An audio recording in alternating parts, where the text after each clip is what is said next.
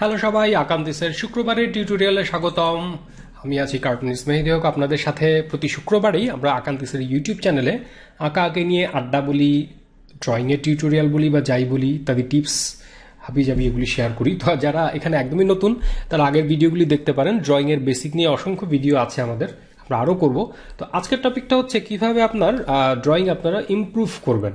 Improve করার কিছু tips, এবং এটা পুরোপুরি আমার পার্সোনাল, সেটা যে অন্যদের সবার এটা মানে ভালো লাগবেই আমার মনে হয় না। সবার সব কিছু ভালো লাগবে, অনেক কিছু উইয়ার্ডও লাগতে পারে। তারপরেও আমার জন্য এটা অনেকটা ওয়ার্ক করেছে বা করে, তাই আমার মনে হয় এটা আমি শেয়ার করতে পারি। তো চলে যাই আমরা সরাসরি আমাদের পয়েন্টসগুলিতে। নাম্বার 1, কাজ দেখা বন্ধ করুন। এটার মানে কি? হ্যাঁ, এটা তো খুবই হরিবল। মানে কাজ বলতে আমরা বুঝাই অন্যের ড্রয়িং, সুন্দর সুন্দর ড্রয়িং সারাক্ষণ দেখছি আমরা ইনস্টাগ্রাম, ফেসবুক, হ্যাঁ আমি সব কি সোশ্যাল আর্ট স্টেশন, হ্যাঁ ফাইন ফিনিশ ঝকঝকে, মানে এবং যতই দেখছি যতই একদিকে ভাল লাগছে একদিকে ফ্রাস্ট্রেশন বাড়ছে যে আমার ড্রয়িং তো ভয়ঙ্কর খারাপ, তাই না? তো এখানে কিন্তু ফ্রাস্ট্রেশন আসবেই। তো আমি বলবো যে আপনি যদি শিখতে চান, ইমপ্রুভ করতে চান, একদম প্রথম পয়েন্ট আমার হচ্ছে এই ধরনের কাজগুলি দেখে একদম অফ করে দিন। যথেষ্ট হয়েছে, এনফ ইজ এনফ। আপনি এমন না যে আপনি জানেন না যে কি আঁকা চলছে বা কি ট্রেন্ড চলছে, এগুলো আপনি জানেন অলরেডি। যথেষ্ট দেখা হয়েছে এবং এটা ইটস নট হেল্পিং আসলে, তাই না? আপনি দেখেই যাচ্ছেন। সো এটা একদম টোটালি 1 মাস অন্তত বন্ধ রাখুন। এবং এটার ব্যাপারটা কীরকম আমি বলি যে আপনি হয়তো ক্লাস 1-এ পড়েন বা ক্লাস 6-এ পড়েন। আমি এভাবে বলি, ক্লাস 6-এ পড়েন যখন, তখন কি আপনার কখনো মনে হতো যে ফ্রাস্ট্রেটেড লাগতো যে ক্লাস 10-এ ওরা কত কিছু পড়ছে, আমি ক্লাস 6-এ তো এত কিছু পড়তে পারছি না, আমি তো পিছিয়ে আছি? ভাই, আপনি তো পিছিয়ে থাকবেনই, কারণ আপনি ক্লাস 6-এ পড়ছেন, আপনি তো গ্র্যাজুয়ালি এখানে যাবেন। তারাও তো 6, 7, 8 পার হয়ে এখানে গেছে, তাই তো? এইটা যদি মাথায় রাখেন, এখানে কি একদম সিম্পলি আপনারা দেখতে পেতেন স্কুলে বা কলেজে যে কে কোন জায়গায় পড়ছে এবং কার কতটুকু পারার কথা। আপনার সাথে কিন্তু কারো কম্পিটিশন নাই, মানে ক্লাস 10-এর সাথে তো আপনার কম্পিটিশন হচ্ছে না। তো আমরা যেটা প্রবলেম সোশ্যাল মিডিয়া বা যে এই ধরনের যে কোনো প্ল্যাটফর্মে আমরা যেটা দেখি সেটা হচ্ছে অন্যের ফাইন ফিনিশড ওয়ার্ক, যারা হয়তো আপনার 10 গুণ সময় এখানে দিয়ে এই পর্যায়ে গেছে। হ্যাঁ, সো এটা নিয়ে ফ্রাস্ট্রেটেড হওয়ার কিছুই নাই। এবং এটা যেহেতু ফ্রাস্ট্রেশনটা চলেই আসে, সেক্ষেত্রে বেস্ট হচ্ছে কয়েকদিন কাজ দেখা একদম টোটালি বন্ধ করে দিন। হ্যাঁ, আচ্ছা, পয়েন্ট 2, সেটা হচ্ছে গোড়া থেকে শুরু করুন। গোড়া বলতে বোঝানো হচ্ছে ফান্ডামেন্টালস। ফান্ডামেন্টালস মানে ড্রয়িংয়ের ফান্ডামেন্টালস, এবং এটা আপনারা জানেন, নতুন করে বলার কিছুই নাই।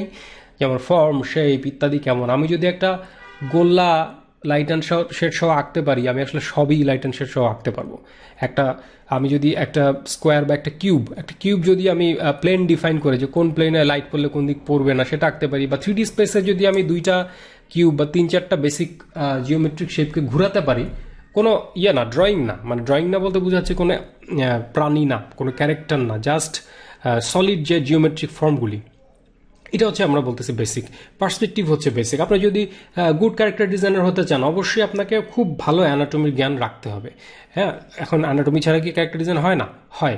কিন্তু একটা পর্যায়ে গেলে আপনি যখনই প্রো লেভেলে যাবেন, কথার কথা আপনি একটা অ্যানিমেশন স্টুডিওতে কাজ করবেন যেখানে আপনার ক্যারেক্টার ডিজাইন করতে হবে। আপনি দুর্দান্ত একটা ফর্ম দিয়ে একটা আইডিয়া কনসেপ্ট স্কেচ করলেন, কিন্তু ওইটাকে যখন অ্যানিমেট করতে হবে, যখন আপনার টার্ন অ্যারাউন্ড করতে হবে, যখন আপনি এটা বেসিক ডিজাইন পেজটা করবেন বা এক্সপ্রেশনস করবেন বা ভলিউম ঠিক রেখে যখন বিভিন্ন অ্যাঙ্গেলে এটাকে আঁকতে হবে, তখন আপনি টের পাবেন যে ওই যে আপনি অ্যানাটমিটা ফাঁকি মেরে এসেছিলেন, ওইটা কিন্তু এখন আপনাকে যন্ত্রণা দিচ্ছে।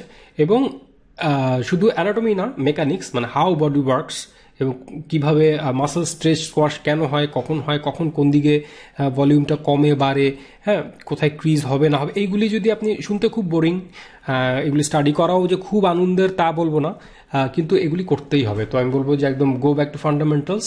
এটা বারবার আমি সবাইকে বলি। দেখা যায় যে আগে এই ক্যারেক্টার ডিজাইনে চলে যাচ্ছে, কিন্তু আমি একটা সার্কেল আর একটা বক্স আসলে ম্যানেজ করতে পারি না একে। তো আমি বলবো গোড়া থেকে শুরু করি। এটা ছিল আমাদের নাম্বার 2। নাম্বার 3, একদিন একটা জিনিস। এটা আমার খুবই মানে কাজের একটা টিপস ছিল নিজের প্রতি। যে আগে যেটা হতো যে ধরে আজকে আমি ব্রিজম্যান শেষ করে ফেলবো, কথার কথা যে যা বলছে সেটা, বা একটা ক্যারেক্টার ডিজাইনের পুরো বই পড়ে ফেললাম। আসলে কোনো ইনফরমেশনই মাথায় থাকে না। এত ইনফরমেশন নিলে কোনোটাই ইম্পর্টেন্স পায় না। তো সে ফর এক্সাম্পল যে আমি একদিন একটা কি শিখলাম যে ওকে, একটা অবজেক্টের 2টা শ্যাডো হয়। একটা হচ্ছে ড্রপ শ্যাডো, যেটা ওর ছায়াটা মাটিতে বা অন্য অবজেক্টে পড়ে, আর একটা হচ্ছে ওর বডিতে যেটা পড়ে সেটা হচ্ছে ফর্ম শ্যাডো, ড্রপ শ্যাডো।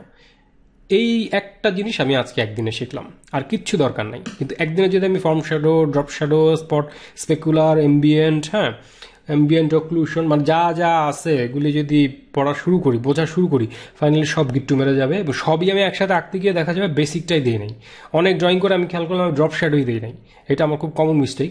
তো তো আমি যদি এইভাবে পড়ি, যেমন আমি দেখলাম যে আসলে হাতের নাকল আমি যেটা ভাবতাম সবই আসলে একই রকম, মানে মুষ্টিবদ্ধ করে রাখলে হাতের যে আঙুলের গাঁটগুলি সেটা আসলে একদম একই রকম না। কোনোটা হয়তো খুবই তীক্ষ্ণ, যে মধ্যমা যেটা, ওইটা হয়তো খুবই ত্রিভুজ আকৃতির একটা তীক্ষ্ণ গাঁট উঁচু হয়ে আছে, এবং পাশেরটা হয়তো একটু স্কোয়ারিশ, একদম পাশেরটা হয়তো অনেক স্মুথ, হ্যাঁ, হয়তো একদম মানে কি বলে মোলায়েম ধরনের। এবং আঙুলে, বুড়ো আঙুলে, এটা এটা হয়তো আমরা একদিনের লার্নিং, আরেকদিনে দেখলাম বুড়ো আঙুলে আসলে একটা হাড় কম আছে অন্য আঙুলের চাইতে। এই যে আমি একটা জিনিস দেখলাম, পরের দিন হয়তো দেখলাম আঙুলের শেষ মাথার যে হাড়টা ওইটা হচ্ছে খুব কার্ভড, বাকিগুলি হয়তো অত কার্ভ না। এই যে ছোট ছোট করে আমি একটা একটা, যেটাকে আমি বলবো যে অ্যাটমিক লার্নিং হ্যাবিট, হ্যাঁ, অ্যাটমিক হ্যাবিট শব্দটা হয়তো অনেকে শুনেছেন, কিন্তু অ্যাটমিক লার্নিং হ্যাবিটটা একইভাবে কাজ করে, খুবই ছোট বাট খুব ইফেক্টিভ, এবং আপনি চট করে ভুলবেন না, যেহেতু আপনি শিখেছেন একটা জিনিস। বাচ্চারা যখন কোনো কিছু শেখে, ইভেন আমরা যখন ছোট ছিলাম আমরা কিন্তু এভাবেই শিখতাম, কিচ্ছু নাই, একদম আনপ্লাগড, একটা যেটার দিকে চোখ পড়ছে ওইটাতে ফুল কনসেন্ট্রেশন দিয়ে আমি পুরো ইনফরমেশনটা নিচ্ছি, একদম আমি মনোযোগ দিয়ে আমি একটা জিনিস নিচ্ছি। তো আমি বলবো যে একদিন একটা জিনিস, এটা খুবই কাজের। এবং সেই একদিন একটা জিনিসটা কি হবে সেটা সূত্র ধরে আসবে আমাদের 4 নম্বর টপিক, সেটা হচ্ছে যে কোন সপ্তাহে কি করবেন, সপ্তাহের একটা টপিক ঠিক করুন। কারণ আপনি যদি টপিক ঠিক না করেন, কি শিখবো, এটার ঝামেলাটা যেটা হবে, আপনি হয়তো কথার কথা আপনি ক্লাস 6-এ পড়ার কথা, কিন্তু আপনাকে একটা রুমে ঢুকিয়ে ক্লাস 1 থেকে ক্লাস 10-এর সমস্ত বইপত্র মাটিতে ছড়ানো, আপনি পড়তে থাকলেন। একবার এটা পড়ছেন, একবার ওটা পড়ছেন, একবার এটা দেখছেন, একবার এনভায়রনমেন্ট স্টাডি করছেন, একবার হঠাৎ করে কীভাবে রিফ্লেকশন আঁকতে হয় সেটা দেখলেন, একবার দেখলেন যে কীভাবে ব্লেন্ড করতে হয়। ফাইনালি কোনটা যে কোথায় কাজে লাগবে এবং কোনোটাই আপনার ভালোভাবে হচ্ছে না। তো বেস্ট হচ্ছে টপিক ঠিক করা। যেমন এই উইকে হয়তো আমি অ্যানিমাল অ্যানাটমি না হোক, ওর স্কেলিটনটা আমি দেখবো, যে 4 লেগের স্কেলিটনের সাথে পাগুলি কিভাবে থাকে, আদৌ তার পাটা আসলে কিভাবে ওয়ার্ক করে। হয়তো আমি কি বলে ক্যাট ফ্যামিলি যেটা, সেটা দেখলাম। বা হয়তো আমি দেখলাম যে উট, জিব্রা এই ধরনের, বা জিরাফ, এই জিনিসগুলি হয়তো দেখলাম, যেগুলি কিভাবে আসলে স্কেলিটনটা খালি দেখলাম। অথবা আমার হয়তো জামা কাপড় আঁকা নেই, যেমন আমার কয়েকদিন আগে আমি ঠিক করলাম যে আমি শুধুমাত্র কোট প্যান্ট এই দুইটাই আঁকবো, এবং তারপরের সপ্তাহ হচ্ছে শাড়ি ইত্যাদি। তো এটা মানে জাস্ট একদম নোট করা যে এই সপ্তাহে হচ্ছে আমি কিভাবে শাড়ি, যেমন আমরা আমাদের দেশেরই একটা অ্যাটায়ার, কিন্তু আমরা দেখা যায় আঁকতে গেলে আমি মোস্ট অফ দ্য আর্টিস্টদের দেখে এটা ভুল আঁকে, হ্যাঁ, আমি নিজেও ভুল আঁকতাম। সো এটা এমন না যে অন্যকে জাজ করছি, সেটা না, কিন্তু এটা জাস্ট স্টাডি করলেই হয়। 2টা দিন যদি আপনি দেখেন যে এটা কিভাবে আসলে এটা পড়তে হয়, কিভাবে পড়ে, এটা মানে ব্যাপারটা কি আসলে, এটা আসলে তারপরে আর ভুল করার আপনার কিছু নাই। কিন্তু সেটা না করে আপনি যদি একবার এইটা একবার ওইটা কোনোটাই কমপ্লিট করছেন না, তার চেয়ে বেস্ট হচ্ছে সপ্তাহের টপিকটা ঠিক করা। আচ্ছা, এইবারে ওই সেটারই কন্টিনিউয়েশন আমি বলবো। সেটা হচ্ছে যে এই যে আমি টপিক ঠিক করলাম, কিন্তু ওই স্টাডিটার সময় প্রতিদিন 1 পেজ স্টাডি নোট নেওয়া। স্টাডি বলতে কিন্তু ডুডল বোঝাচ্ছে না যে দেখে দেখে খালি এঁকে যাচ্ছি, তা না। হয়তো আমি দেখলাম কথার কথা যে শাড়ি আঁকা শিখছি, তাহলে শাড়ি প্যাঁচটা কোন দিকে, যে এটা যে আসলে ডান কোমর থেকে বাম কাঁধে যাচ্ছে লাস্ট পার্টটা, এবং কুচিটা যে ঠিক লুঙ্গির মতো না, এটা যে একটু চ্যাপটা কুচি, হ্যাঁ, একটা সাইড থেকে ঢোকানো, এই ধরনের যে ব্যাপারগুলো আমি দেখলাম। এবং মানে ঘোমটাটা আসলে কি দিয়ে দেয়, আসলে বাকি পার্টটা দিয়ে দেয়, জমিন কোনটা, পার কোনটা, হ্যাঁ, এই যে এই জিনিসগুলো যখন আমি বুঝে যাব, তখন এটা যদি আমি লিখে রাখি, হ্যাঁ, আমার মতো করে, যেমন আমার আমার যেমন ছোট ছোট নোটস আমি লিখে রাখি অনেক কিছু, যে কালার স্টাডি, এটা স্টাডি, এটা হয় কি, যখন আপনি দেখবেন আপনার মনে হবে ওকে বুঝে গেছি, খুব সুন্দর, কিন্তু পরে যখন আপনি এটা রিকল করতে যাবেন যে কি জানি ছিল, আপনি দেখবেন আপনার মনে নাই, পুরোটা আবার গো থ্রু করতে হয়। তো আমি বলবো যে স্কেচবুকে 1-2টা পেজে যা আপনি শিখলেন, হয়তো 4 দিন ধরে একটা স্টাডি করলেন, 5ম দিনে আপনি ওটা একটা ছোট্ট নোটস থেকে রাখলেন, যে আচ্ছা এখানে ব্যাপারটা মূল পয়েন্টস হচ্ছে এটা এটা এটা। প্রয়োজনে আপনি সিম্পলিফাই করে কিছু ডায়াগ্রাম আঁকতে পারেন, so basic, only for you, আর কেউ বুঝবেও না, এটা তাকে বোঝার দরকারও নাই। তো এটা খুব ইফেক্টিভ। তো এই ছিল আমাদের 5টা টপিক। এখন একটা বোনাস টপিক, এবং এটা খুবই রিওয়ার্ডিং, সেটা আমি বলবো। সেইটা হচ্ছে নিজের আগের একটা ড্রয়িং বের করুন, আগের বলতে একটু বেশি আগের হলে ভালো হয়, এবং সেটার পাশে এখন সেটাকেই আবার নতুন করে আঁকুন। তখন আপনি টের পাবেন ব্যাপারটা একটা এরকম, মানে আপনার ইমপ্রুভ হচ্ছে কি না, এটা যদি আপনি না বোঝেন, তাহলে কিন্তু আপনার একটা সময় ফ্রাস্ট্রেটিং লাগবে। কারণ যখন আপনি ইন দ্য প্রসেস শিখে যাচ্ছেন, যেমন একটা গাছ বড় হচ্ছে, আপনি সারাদিন গাছটার দিকে তাকিয়ে থাকলে, মানে 4 দিন ধরে ধরেন তাকানো, আপনি বলবেন 4টা দিন ধরে তাকানো, গাছের কোনো চেঞ্জ নাই, কিন্তু আসলে কিন্তু চেঞ্জ হচ্ছে খুব স্লোলি, এটা চোখে দেখা যায় না। তাকানো মানে আপনি যদি অলওয়েজ অবজার্ভ করেন, হ্যাঁ, তাহলে কিন্তু আপনি দেখবেন যে এটা আপনার ফ্রাস্ট্রেশন বাড়ছে। তো এটাকে না তাকানোই ভালো, আপনি করে যান। আর যদি আদৌ দেখতে হয় আমার ইমপ্রুভ হচ্ছে কিনা, আপনি পুরনো বছরখানেক আগের কোনো একটা ড্রয়িং বের করেন, ওইটাকে আপনি এখন রিড্র করেন। এটা খুবই রিওয়ার্ডিং, কারণ আপনি দেখবেন যে কিছুটা হলেও আই বিলিভ ইমপ্রুভ হয়েছে।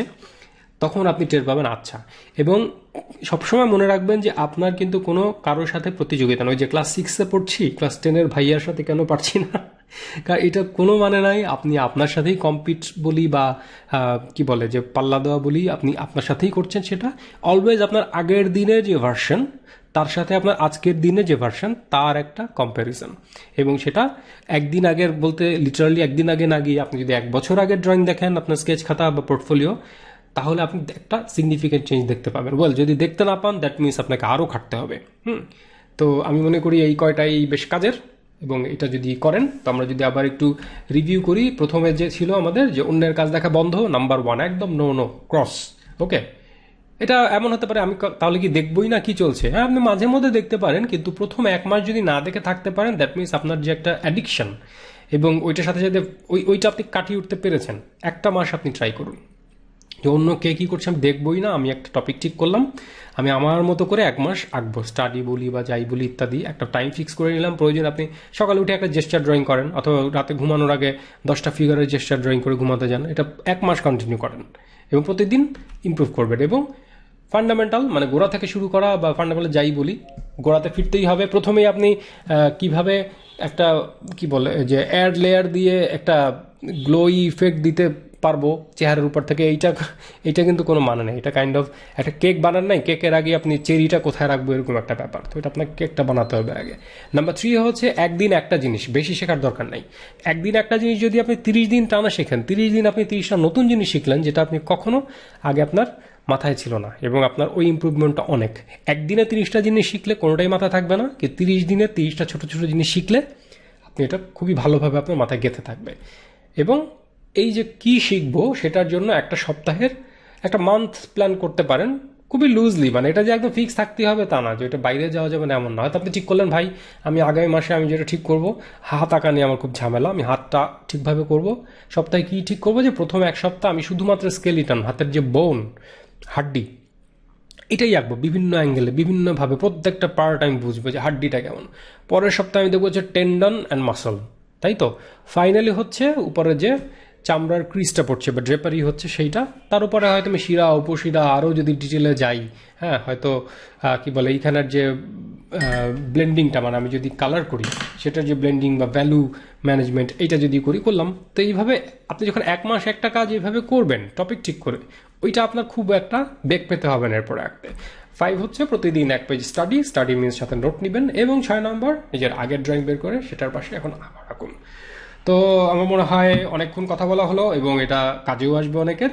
যদি কাজে না আসে সেটাও আমাদের কমেন্টে জানাতে পারেন এই ভিডিওর লিঙ্কে। আর এছাড়া আমাদের আকান্তিস নামে একটা গ্রুপ আছে ফেসবুকে, সেখানে জয়েন করে আপ করতে পারেন আপনার ড্রয়িং। ওইখানে অনেক প্রফেশনাল আর্টিস্ট আছেন যারা ফিডব্যাক দিয়ে থাকেন। যদি কেউ চান যে আমার কাজের আমি ফিডব্যাক চাই, এটাও একটা খুব great way to improve. Post করে জাস্ট লিখে দিন যে ফিডব্যাক প্লিজ। আমার মনে হয় যে এটা একটা ভালো কাজ হবে, এটাও ইমপ্রুভমেন্টের একটা ভালো টিপস। তো ভালো থাকুন, সুস্থ থাকুন সবাই, আবারও কথা হবে আগামী শুক্রবারে।